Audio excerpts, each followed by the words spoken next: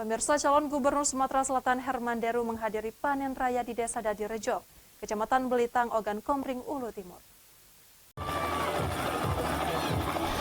Datang melalui jalur udara menggunakan helikopter, calon Gubernur petahana Herman Deru disambut ratusan masyarakat Desa Dadirejo.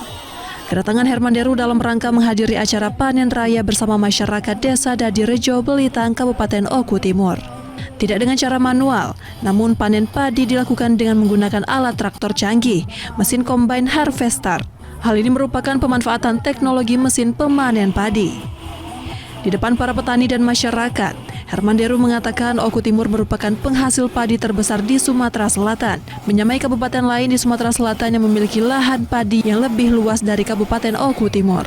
Dikatakan Herman Deru sebelum tahun 2018, Sumatera Selatan menempati peringkat 8 panen padi terbesar se-Indonesia, dan kini Sumatera Selatan sudah menempati peringkat kelima se-Indonesia. Sumatera Selatan sudah menjadi ikon pangan, sudah menjadi provinsi yang betul-betul berdaulat pangan. Bahkan kita ingin provinsi ini menjadi penyangga pangan nasional. Maka untuk itu kunci terbesarnya adalah di spirit petani. Untuk itu saya dengan beberapa teman-teman bupati untuk terus menyemangati petani ini agar tetap produktif. Ditambahkan Herman Deru untuk ketersediaan pupuk bersubsidi di Kabupaten Oku Timur dalam keadaan aman.